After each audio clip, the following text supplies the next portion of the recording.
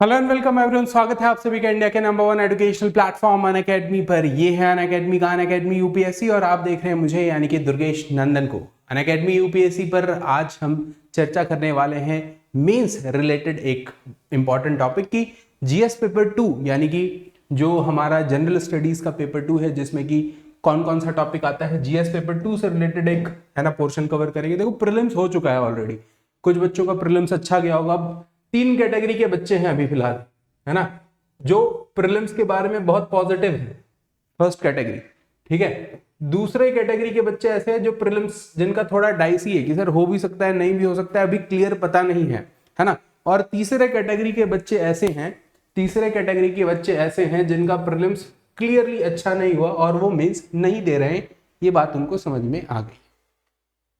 अब सवाल ये उठता है कि ये वाला जो बच्चा है ना, जिसका प्रीलिम्स बढ़िया हुआ, इसको तो मेंस की तैयारी करनी है। इसको क्या करना है, जिसका मेंस है ना फिक्स नहीं है, मतलब मेंस देना फिक्स नहीं है, प्रीलिम्स का पता नहीं ठीक हुआ या नहीं ठीक हुआ, इसको भी अभी मेंस की तैयारी करनी चाहिए, है ना। क्योंकि आपको सर्टेनिटी नहीं है। अगर कट ऑफ जो अंदाजा लगाया जा रहा है उस अंदाजे के है ना कहीं भी आसपास आप हैं, कहीं भी आसपास हैं, 2-4 मार्क्स आगे पीछे भी हैं, तब भी आपको तैयारी करनी चाहिए, है ना।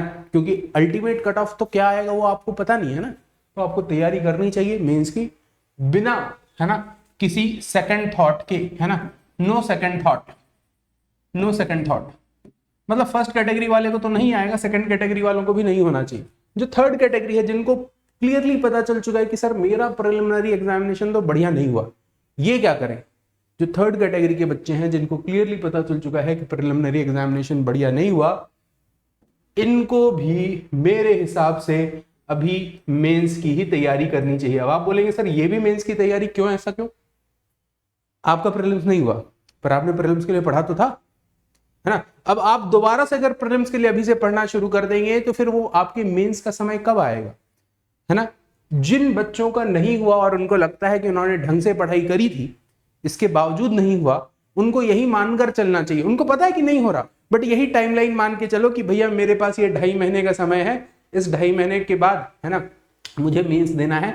उस लिमिटेड टाइम में, है ना, इस लिमिटेड टाइम में जब आप तैयारी करेंगे, ठीक है, लिमिटेड टाइम हो जाएगा ना, नहीं तो आप रिलैक्स हो जाओगे। Otherwise you will be relax, ठीक है कर लेंगे, जिंदगी पड़ी हुई है आईएएस की तैयारी करने के लिए, पंचवर्षीय योजना तो चल ही रहा है।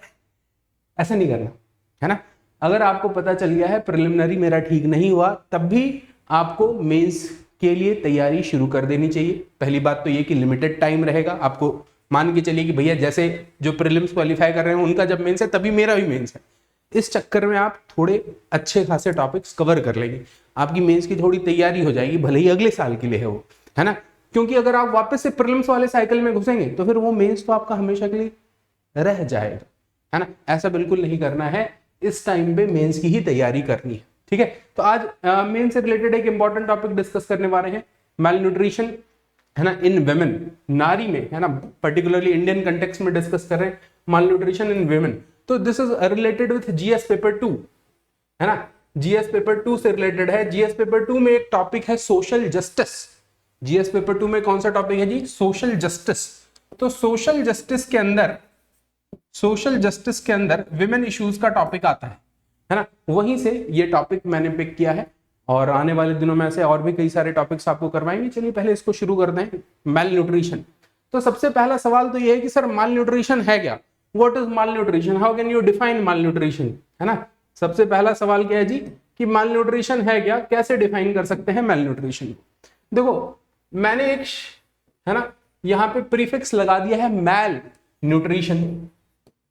अब जैसे ही मैं इस शब्द का प्रयोग करता हूं मैल न्यूट्रिशन, तो आप मेरे को बोलेंगे कि सर न्यूट्रिशन डिफिशियंसी है मैल न्यूट्रिशन, है ना। आप मेरे को क्या बताओगे कि सर मैल न्यूट्रिशन का मतलब है न्यूट्रिएंट डेफिशिएंसी, है ना, न्यूट्रिएंट डेफिशिएंसी। जब न्यूट्रिशन कम हो तो वो malnutrition. Is that right? That is right, है ना। बट ये पूरी तरीके से सिर्फ यही माल न्यूट्रिशन नहीं है। Malnutrition is equals to deficiency of nutrient, ऐसा नहीं कह सकते। माल न्यूट्रिशन में 3 पॉसिबिलिटीज हो सकती हैं सर। माल न्यूट्रिशन में 3 पॉसिबिलिटीज हो सकती हैं। एक तो डिफिशियंसी है ना, डिफिशियंसी है। दूसरा ऐसा भी हो सकता है कि एक्सेस है, है ना। अगर एक्सेस ऑफ न्यूट्रिशन है, that is also an example of male nutrition. तीसरी पॉसिबिलिटी ये हो सकती है कि देयर इज अ इम्बैलेंस, है ना। तीसरी प्रोबेबिलिटी क्या हो सकती है, there is a imbalance of nutrition.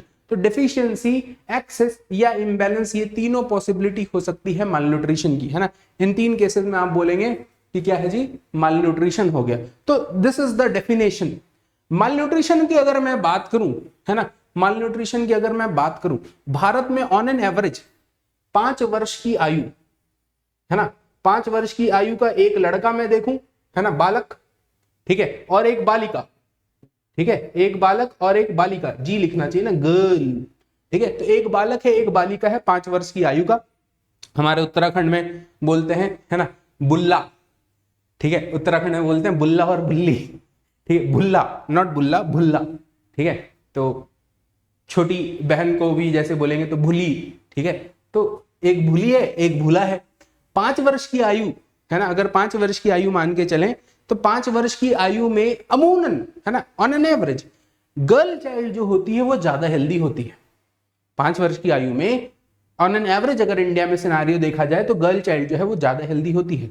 But अगर आप यंग एज देखेंगे, जब जो फीमेल्स हैं, जो गर्ल्स हैं, वो अपने रिप्रोडक्टिव एज में आती हैं, उस एज में आते आते आप देखेंगे न्यूट्रिएंट डिफिशियंसी का शिकार बन रही है, मेल न्यूट्रिशन, एनीमिया, है ना, जैसे प्रॉब्लम्स फेस कर रही हैं।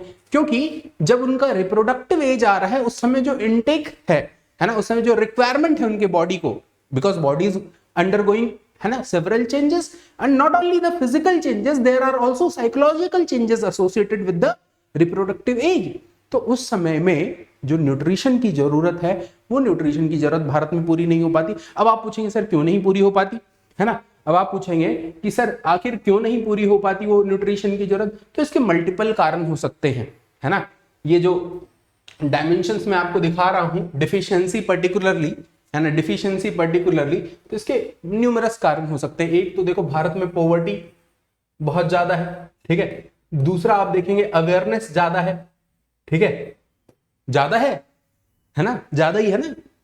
हर कोई डॉक्टर बनता है पर कोई भी अवेयर नहीं है ना। हर कोई डॉक्टर बनता है पर कोई भी साइंटिफिक अवेयरनेस जो है वो भारत में पर्याप्त नहीं है।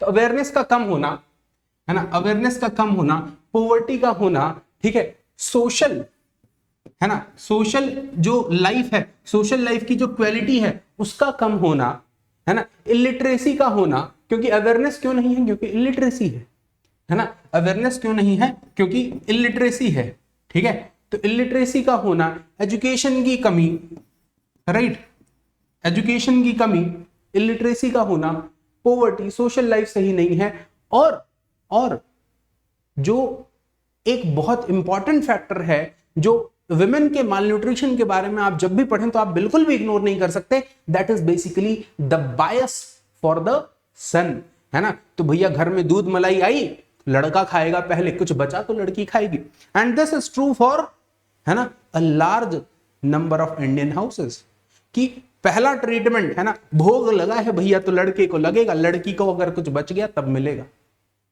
है ना, लड़की को बच गया तब मिलेगा, है ना। बायस, ठीक है, मेल डोमिनेटेड सोसाइटी, ठीक है। often you will see that the health issues of women are neglected, ignored, है ना। बहुत क्रिटिकल सिचुएशन हो जाती है तब हेल्थ केयर फैसिलिटी में लेकर जाते हैं, अदरवाइज, है ना, विमेन खुद भी उसको इग्नोर कर देती है, और जब पुरुषों को बताया जाए तो वो भी इग्नोर कर देते हैं। This is a problem that is very inherent to the Indian society, है ना। तो नेक्स्ट पॉइंट हम क्या लिखेंगे कि भैया पुरुष प्रधान सोसाइटी है, मेल, है ना, डोमिनेटेड सोसाइटी है। तो मेल डोमिनेटेड सोसाइटी की वजह से क्या हो रहा है ना, जो फिजिकल हेल्थ है, physical and mental health is of women is compromised, है ना। Physical and mental health of women is compromised. Comfortable है सर।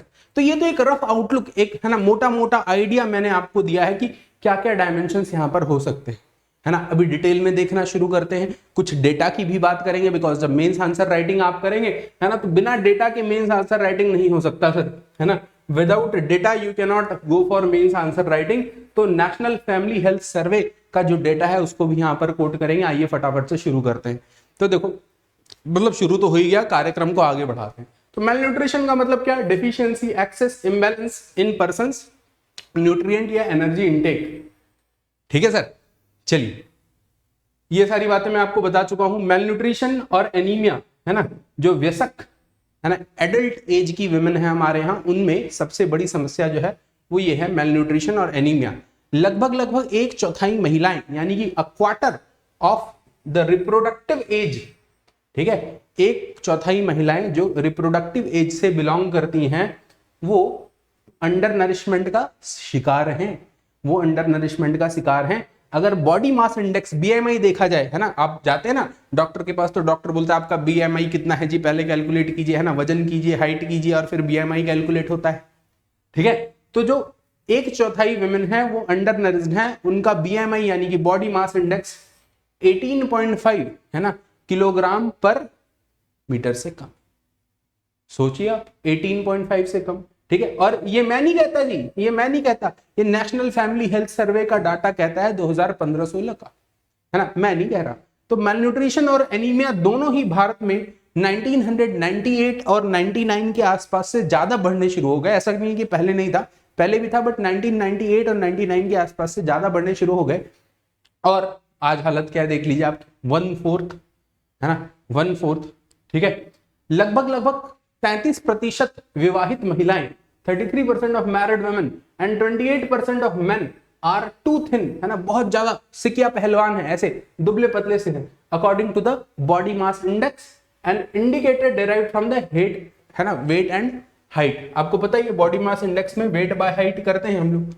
ठीक है, तो underweight is the most common among poor, है ना, जो अंडर वेट की प्रॉब्लम है कि भैया वजन कम है, वो सबसे ज्यादा पुअर में है, रूरल पॉपुलेशन में, एडल्ट्स जिनके पास किसी भी प्रकार की शिक्षा नहीं है ना, जो शेड्यूल कास्ट से और शेड्यूल ट्राइब से बिलोंग करने वाले लोगों में ये समस्या ज्यादा है। ठीक है, तो जो वल्नरेबल कम्युनिटी आप देखो, एक तो वुमेन इटसेल्फ इज वल्नरेबल, है ना, one women itself is vulnerable and moreover the women belonging to the vulnerable communities, for example SCs, women belonging to vulnerable communities, for example STs, they are, है ना, they are basically the ones who are facing the most important, और आप कह सकते हैं the most, है ना, challenging issue of malnutrition। ठीक है, सबसे बड़ा चैलेंज इनके सामने है जी।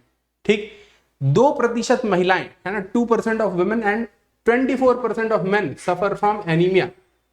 ठीक है, and have lower than normal level of blood hemoglobin। ठीक है, anemia has increased in ever married women from 1998 to 99। among pregnant women anemia has increased from 50% to almost 58%। 58% महिलाओं में आप सोचिए एनीमिया है। अब आखिर ये जो हालात आपको दिख रहे हैं, इस हालात का डिटरमिनेंट, है ना, डिटरमिनेंट जब आप देखेंगे तो डिटरमिनेंट क्या हो सकता है, what can be the determinant of such, है ना, लेवल ऑफ न्यूट्रिशन। फैक्ट देख लिया आपने, डेटा देख लिया, पिक्चर आपके सामने है। अब ऐसी पिक्चर आखिर है क्या, है क्यों, है ना, तो जो यूनिट लेवल डाटा है एनएफएचएस का, नेशनल फैमिली हेल्थ सर्विस का, है ना, उसकी अगर माने, है ना, उसकी अगर माने तो वही बातें हैं जो मैंने आपको शुरुआत में एक झलक दिखला दी है, उन्हीं बातों को इन डेप्थ डिस्कशन कर रहे हैं। तो बोलिए जी, सबसे पहला प्रभाव तो पड़ता है माँ की शिक्षा का, मदर की एजुकेशन का, है ना, पर्टिकुलरली हायर एजुकेशन का। अगर घर की महिला, है ना, अगर घर की महिला के पास हायर एजुकेशन नहीं है, उनको बहुत ज्यादा चीजों की समझ नहीं है, दुनियादारी की, न्यूट्रिशन की, है ना, हेल्थ वगैरह की ज्यादा समझ नहीं है, तो ऐसे में, है ना, ऐसे में जाहिर सी बात है कि उस घर के बालिकाओं का, उस घर के बच्चों का, है ना, जो हेल्थ है या न्यूट्रिशन है उसका ध्यान, है ना, नहीं रखा जा सकता। ठीक है, तो the mother's education, particularly higher education, has the strongest inverse association with undernutrition। inverse association है undernutrition के साथ, है ना, inverse association। ठीक, as per the NFHS only 13% women have received higher education, है ना, 2015-16 की जो डाटा है उसके मुताबिक मात्र 13%, 13.7, 14 मान लीजिए आप, मात्र 14% महिलाओं के पास हायर एजुकेशन है भारत में, है ना। दिस इज क्वाइट बिलो, अगर हम भारत के ही इनकम लेवल्स के दूसरे कंट्री देखें, है ना, दूसरे कंट्री जिनका इनकम लेवल भारत के बराबर है उनसे काफी कम है हमारे यहाँ, ठीक है। तो ये समस्या सबसे पहली।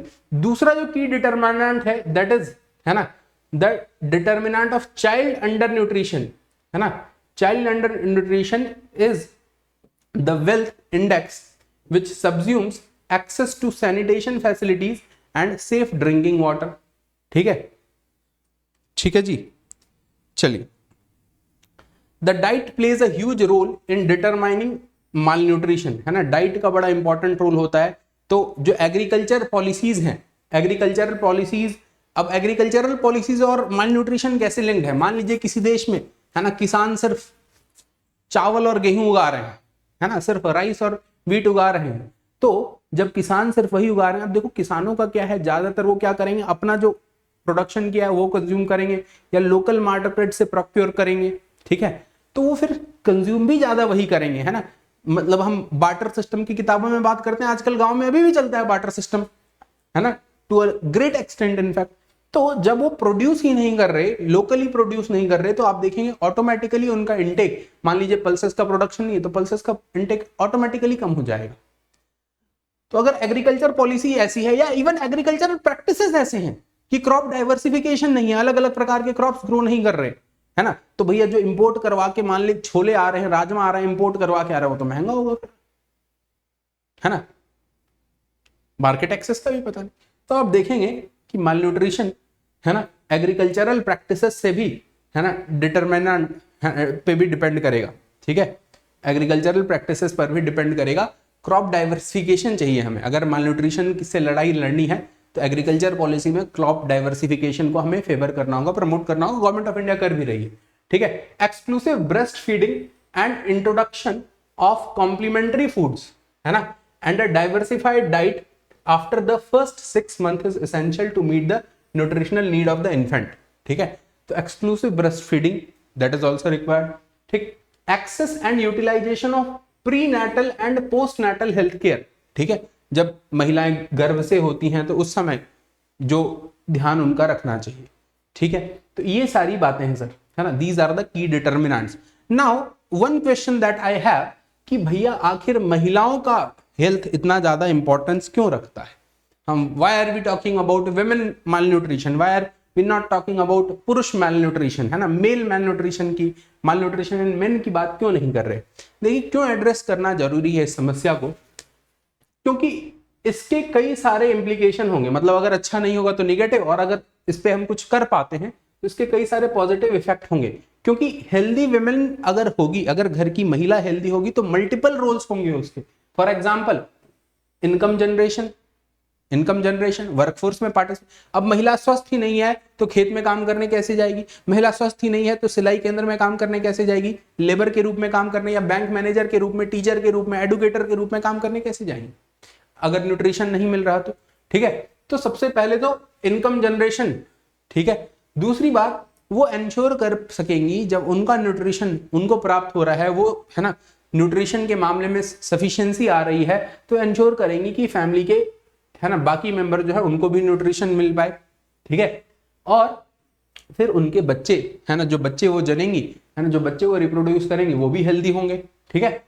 तो more effectively and thereby they will help the advancement of country. अब जब बच्चे ही अगर हेल्दी ना हो तो फिर कंट्री का एडवांसमेंट कैसे होगा? कि हम खुद अनहेल्दी थे, बच्चे भी न्यूट्रिएंट डेफिशिएंसी में आ गए हमारे, फिर क्या होगा देश का, ठीक है। तो एक हेल्दी सोसाइटी, एक हेल्दी कंट्री चाहिए तो विमेन को, है ना, विमेन के न्यूट्रिशन का ख्याल रखना जरूरी है ना। Women are often responsible for production and preparing food for the household. So उनका जो नॉलेज है या लैक ऑफ नॉलेज, ठीक है, अबाउट न्यूट्रिशन, उससे पूरे परिवार की हेल्थ पर काफी असर पड़ेगा। अगर वो सजग नहीं है, अगर वो जागरूक नहीं है, अगर उनको जानकारी नहीं है न्यूट्रिशन से संबंधित चीजों के बारे में, तो पूरी परिवार के हेल्थ पर इफेक्ट पड़ेगा। अब देखो न्यूट्रिशन का मतलब सिर्फ यही नहीं होता कि ओट्स खा ले, है ना, चिया सीड्स खाएं, ठीक है, और आमंड मिल्क खाएं, ठीक है, आमंड मिल्क पिए, सोया मिल्क पिए, तभी न्यूट्रिशन है, ऐसा जरूरी नहीं है। Nutrients can be derived from various sources, multiple sources. Even ragi is a very good source, ragi is a very good fantastic source and very cheap, ठीक है। अगर आप कॉस्ट की बात करेंगे तो बहुत चीप। अलसी जिसको आप फ्लैक्स सीड्स कहते हैं, भले ही आपको सुपरमार्ट में हो, है ना, इतना छोटा सा पैकेट 100 रुपए का मिला, गांव में जाकर देखो 70-80 रुपए में किलो मिल जाएगा। And a very rich source, है ना, ओमेगा, ठीक है, ठीक है, तो वेरी रिच सोर्स। अब कोस्टल एरियाज है, वहां पे fish is a very rich source of nutrition, ठीक है। तो लोकली प्रोक्योर्ड, है ना, जब भी हम न्यूट्रिशन की बात करते हैं, सिर्फ चिया सीड खाने से, सिर्फ कीवी खाने से न्यूट्रिशन नहीं आएगा, एक्सोटिक फ्रूट्स खाएंगे तभी न्यूट्रिशन आएगा। ऐसा नहीं होता। जो लोकली ग्रोन फूड है, जो लोकली ग्रोन फ्रूट है, उनका कंजम्पशन पर फोकस होना चाहिए, है ना, लोकली ग्रोन फूड या लोकली ग्रोन, ठीक है, उसके कंजम्पशन पर फोकस होना चाहिए। प्रमोटिंग ग्रेटर जेंडर, है ना, equality, promoting greater gender equality including increasing women's control over resources and their ability to make decision is crucial, है ना। जेंडर इक्वालिटी, महिलाएं परिवार में, समाज में उनका भी से हो, है ना, उनकी भी बात सुनी जाए। Improving women's nutrition can also help nations achieve 3 of the millennium development goals, है ना। Now basically you should not write millennium development goal but sustainable development goal, right, SDG, ठीक है। तो एसडीजीज को भी अचीव करने में हेल्प करेगा, राइट। अभी प्रेजेंटली गवर्नमेंट क्या क्या मेजर्स ले रही है, तो एक तो आईसीडीएस स्कीम चल रहा है, इंटीग्रेटेड चाइल्ड डेवलपमेंट, है ना, anganwadi and all. National health mission है, मिड डे मील स्कीम है, जिसका नाम अभी अभी चेंज करके क्या कर दिया गया है, पीएम पोषण फॉर स्कूल, ठीक है, स्कूल चिल्ड्रन। इंदिरा गांधी मातृत्व, है ना, सहयोग योजना, ठीक है, जो अब क्या है, पीएम मातृवंदु योजना, ठीक है, मातृवंदु योजना नहीं, मातृवंदना योजना, ठीक है, मातृवंदना योजना नाम है इसका, वंदु योजना नहीं है।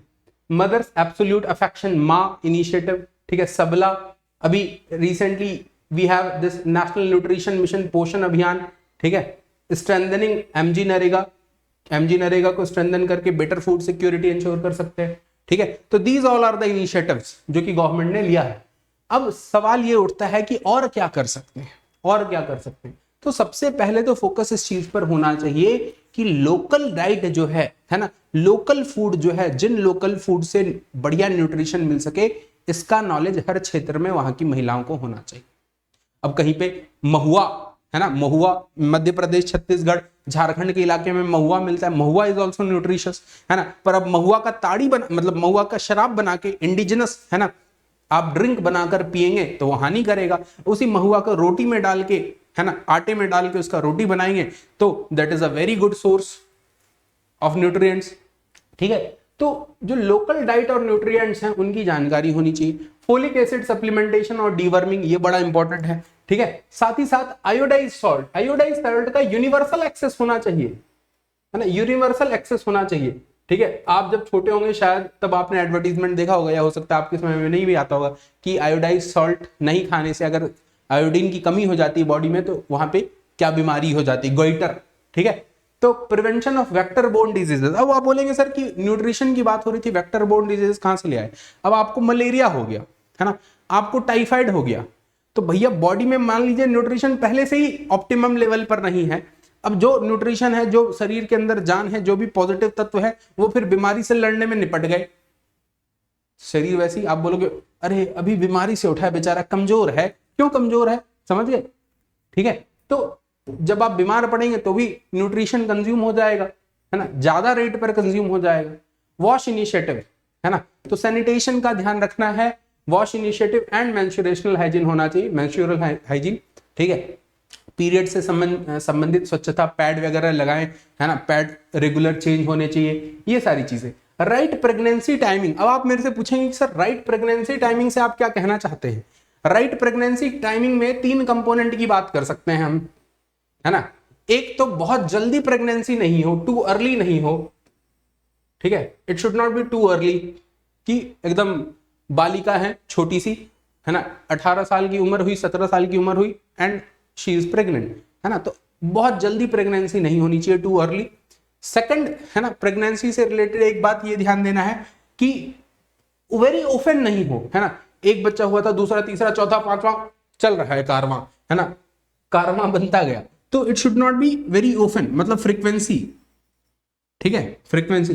And third is basically the gap, है ना, बेसिकली द गैप कि भैया एक बालक हुआ है ना, अब बालिका की इच्छा है तो अगले साल, है ना, इस साल अक्टूबर में बालक का जन्म हुआ, अगले साल अक्टूबर में बालिका का जन्म हो गया, ऐसे भी नहीं होना चाहिए, देयर शुड बी गैप। तो जो हेल्थ एक्सपर्ट्स हैं वो एडवाइस करते हैं कि 3 साल का गैप होना चाहिए, ठीक है, 3 साल का गैप होना चाहिए, ठीक है। दैट मीन्स कंसीव कर रही, मतलब birth of one baby and conceiving, ठीक है, फॉर द सेकंड वन, इनके बीच में लगभग 2.25 साल का गैप, ठीक है, 2.25 साल के बाद कंसीव करेंगे, 9 मंथ्स ऑफ प्रेगनेंसी, 3 साल का लगभग का गैप हो जाएगा। तो right pregnancy timing and then maternity entitlements को जो है उनको बेहतर कर सकते हैं, इसके लिए ऑलरेडी गवर्नमेंट के काफी सारे स्कीम्स हैं वैसे, ठीक है जी। So this was all about the nutrition of women in India. क्या सिनारियो है, क्या डिटर्मिनेंट्स हैं, क्या गवर्नमेंट के इनिशिएटिव चल रहे हैं, क्या और सॉल्यूशन हो सकते हैं, दैट इज ऑल, ठीक है।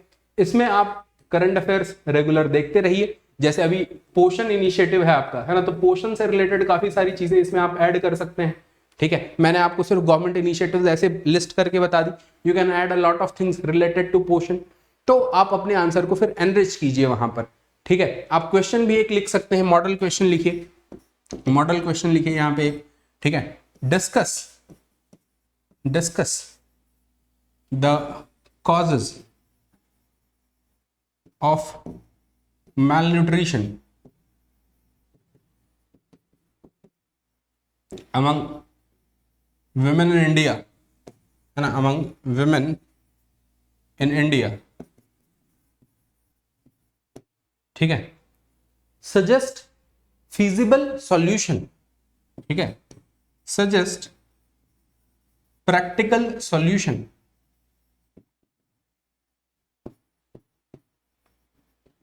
suggest practical solution. You can write this question in 250 words, right? 250 शब्दों में इस क्वेश्चन को लिखिए। जो बच्चे इस बार, है ना, मेंस देंगे, उन बच्चों के लिए हमारी अनअकैडमी की टीम एक न्यू बैच लेकर आ रही है ना, 18 अक्टूबर से 18 अक्टूबर। जो बच्चे इस बार मेंस एग्जामिनेशन देंगे, पूरी अनअकैडमी की टीम वहां पे मिलकर मेहनत करेगी और आपकी मेंस को सुनिश्चित करेगी कि बढ़िया से बढ़िया परफॉर्मेंस आप मेंस में दे पाए। जो बच्चे किसी कारण से इस बार रह जाएंगे, है ना, या रह रहे हैं, उनको लग रहा है कि मेरे मार्क्स नहीं आ पाएंगे, है ना, या जो बच्चे अभी तैयारी करना शुरू कर रहे हैं या नेक्स्ट ईयर का टारगेट कर रहे हैं बट अभी तक कोचिंग वगैरह नहीं करने की सोच रहे थे और अब लग रहा है कि पेपर देख करके नहीं भैया कोचिंग तो करने की जरूरत पड़ेगी, तो उन बच्चों के लिए 2021 वालों के लिए मेंस के लिए तो 18 तारीख से शुरू कर रहे हैं। जो बच्चे हमारे 2022 और 23 के हैं, है ना, और अब सोच रहे हैं कि राइट गाइडेंस और प्रॉपर स्ट्रेटेजी के साथ स्मार्ट वर्क करके, है ना, तैयारी करें। अब आप बोलेंगे सर ये स्मार्ट वर्क क्या होता है, तो स्मार्ट वर्क वैसे तो मैं कह दूंगा एक जुमला है, बट अकॉर्डिंग टू मी, है ना, व्हाट इज स्मार्ट वर्क, अगर आप साइंटिफिक डिकोड करने लगे इसको, तो strategy plus hard work is smart work, ठीक है। तो ये स्मार्ट वर्क आपको मैं करवाऊंगा यहाँ पर अनअकैडमी के प्लेटफॉर्म पे। जब आप अनअकैडमी सब्सक्रिप्शन यानी कि अनअकैडमी के पेड प्लेटफॉर्म पे आएंगे तो वहां पर आपको पूरा का पूरा हार्डवर्क और उस हार्डवर्क के साथ स्ट्रैटेजी, है ना, इसका एक बेहतरीन कॉम्बिनेशन मिलेगा। एक गाइडेड फाउंडेशन बैच, है ना, गाइडेड फाउंडेशन बैच यहाँ पर आप लोगों के लिए, जो बच्चे 2022 और 23 की तैयारी कर रहे हैं उनके लिए मैं लेकर आ रहा हूं, जिसकी शुरुआत होगी 25 अक्टूबर से, है ना, इसी महीने के 25 अक्टूबर से शुरुआत होगी। और यहाँ पर कंप्लीट हैंड होल्डिंग आपको मिलेगा, क्या पढ़ना है, कैसे पढ़ना है, कब कौन सा सब्जेक्ट पढ़ना है, कब कहीं से कौन सा नहीं पढ़ना। मैं 25 तारीख से शुरू करने वाला हूँ और इतने एडवांस में आपको इसलिए बता रहा हूँ क्योंकि मैं नहीं चाहता कि कोई बच्चा, है ना, इस तारीख को ज्वाइन करे, कुछ बच्चा उस तारीख को ज्वाइन करे।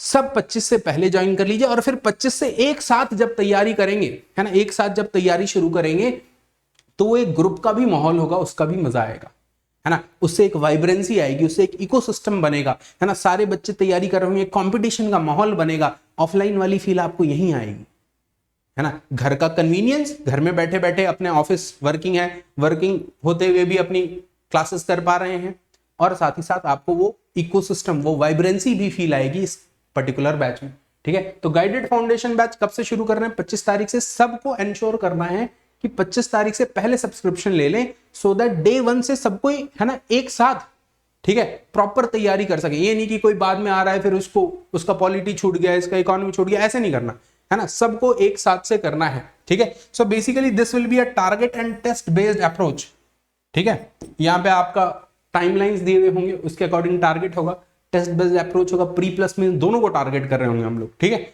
सो this is going to be a wonderful initiative. I appeal all of you to join before 25th, है ना। Please make sure that you do not miss even a day, है ना। आगे पीछे हो जाए फिर मजा नहीं आएगा तैयारी का। And we are not going to start, मतलब I am not going to start such batches every week और एवरी मंथ, ठीक है। तो बार बार भी शुरू नहीं हो गए ऐसे बैचेस, ये भी आप निश्चिंत रहिए इस बारे में। तो अगर आपको ज्वाइन करना है तो समय रहते ज्वाइन कर लीजिएगा। जब आप इस बैच को अगर ज्वाइन करना चाहते हैं मेरे गाइडेंस में, तो आपको सब्सक्रिप्शन लेते समय ये DN लाइव कोड यूज करना है, 10% का डिस्काउंट मिल जाएगा आपको। 1 ईयर का जो सब्सक्रिप्शन है ना, 1 ईयर का जो कोर्स फी है आपका, वो 51,000 हो जाएगा, 51,900 के अप्रॉक्स। इसी में आपका GS, है ना, इसी में आपका ऑप्शनल, इसी में आपका टेस्ट सीरीज, इसी में आपका बुक्स, सब कुछ इंक्लूडेड है ना, everything is included, GS optional सब कुछ इंक्लूड करके 51,900 में आपको ये सब्सक्रिप्शन 1 ईयर का मिल सकता है, ठीक है। 20 बुक्स मिलेंगे आपको यहाँ पर, GS पेपर 1 से लेकर 4 तक सब कुछ कवर हो जाएगा, कोई दिक्कत वाली बात नहीं है, ठीक है। लोन की सुविधा भी उपलब्ध है अनअकैडमी की तरफ से, अगर आप सब्सक्रिप्शन के लिए लोन लेना चाहते हैं। आइकॉनिक या प्लस, है ना, दोनों में से कोई सा भी सब्सक्रिप्शन लीजिए, किसी प्रकार की दिक्कत वाली बात नहीं है। आइकॉनिक में एडेड बेनिफिट क्या मिलेगा, मेरे अलावा वहां पे हम आपको एक और मेंटोर अलॉट करवा देंगे, वो आपको, है ना, डे टू डे बेसिस पर आपके टेस्ट का एनालिसिस, आपके स्टडी, आपके लिए स्टडी प्लानर की क्या शेड्यूल होना चाहिए आपके पढ़ने वढ़ने का, है ना, वो सब भी देते रहेंगे। बट प्लस में भी ज्वाइन करें तो वहां पे भी आपको गाइडेड बैच का पूरा बेनिफिट मिलेगा, किसी भी प्रकार की कोई दिक्कत नहीं है, ठीक है जी। 1 ईयर का सब्सक्रिप्शन लेंगे, सिर्फ GS का तो 44,000 देना पड़ेगा, ठीक है, डिस्काउंट के बाद। डिस्काउंट का कोड आपको पता ही है, DN लाइव, ठीक है। और आप ऑप्शनल लेंगे तो ऑप्शनल का आपको पड़ेगा 24,000, अगर अलग अलग लेते हैं तो, ठीक है, या दोनों में से सिर्फ एक लेना चाहते हैं तो ये फी है। दोनों कंबाइंड लेंगे तो मैंने आपको फी पहले ही बता दिया, 51,900। स्पेशल गाइडेड बैच कब से शुरू कर रहे हैं, ध्यान रखना है 25 तारीख से। बट अगर आपको लगता है कि नहीं उससे पहले तैयारी शुरू करनी है तो 13 तारीख से भी बैचेस शुरू हो रहे हैं, आप इन बैचेस को भी ज्वाइन कर सकते हैं, कोई दिक्कत वाली बात नहीं है, ठीक है। You can join these batches as well, ठीक। सारी इंफॉर्मेशन आपको कहाँ मिलेगी, सारी इंफॉर्मेशन आपको मिलेगी इस टेलीग्राम चैनल पे, है ना।